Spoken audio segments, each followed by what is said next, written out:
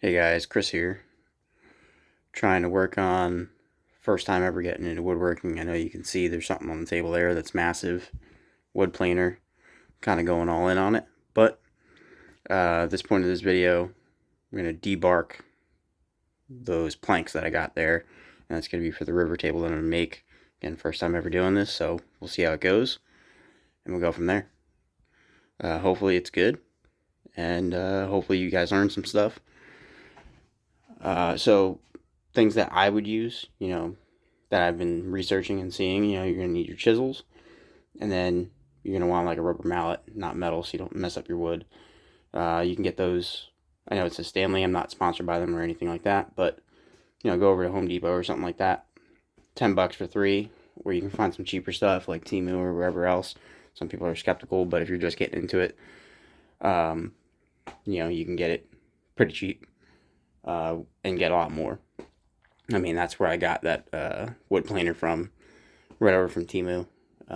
So we'll see how it works. I'm going to use it eventually in a later video.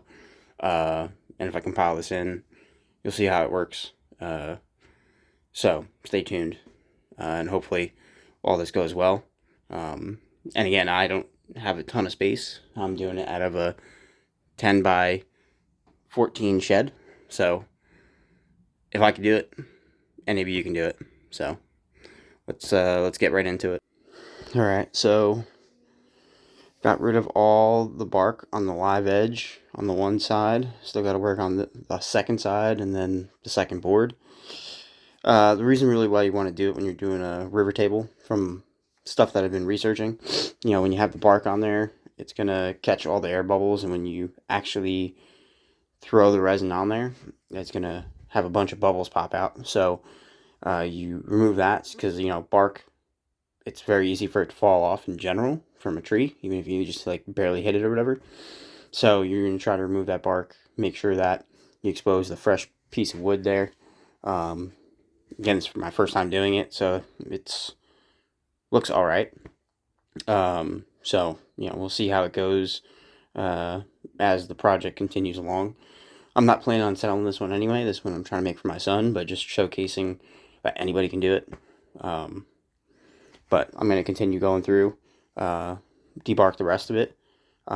Later on, go through, you can use like an angle grinder with like a wire brush attachment, so you can get all these little fine, rough points out, smoothing it out. But that'll come later.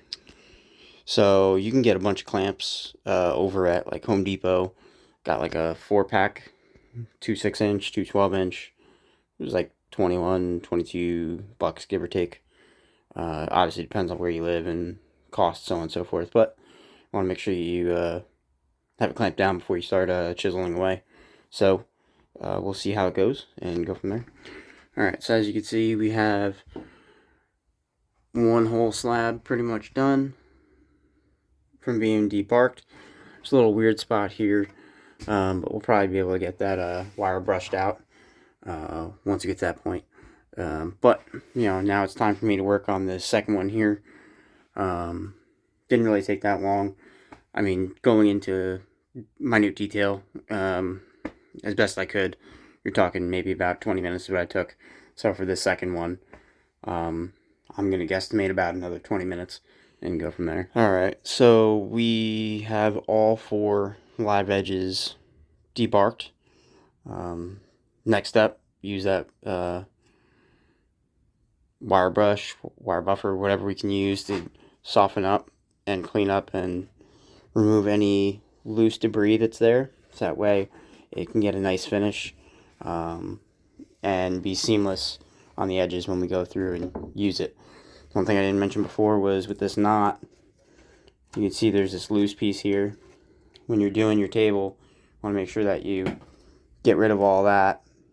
Obviously, you don't want to lose any wood, but since you're doing epoxy already, you're going to fill in all these little imperfections anyway. But if you left that there, there's a chance that some of the loose wood there can come up and rise to the top or get caught in the middle of your epoxy. Based on all the videos that I was, checking out, and obviously with wood, it's going to float. So only natural and, science. But you want to get rid of that so that way there's no chance of that happening and possibly ruining what you're trying to do. And again, this is just going to get filled with epoxy anyway once we, get to that stage. So, that being said, this step right now is done, and then we'll get to softening up those edges.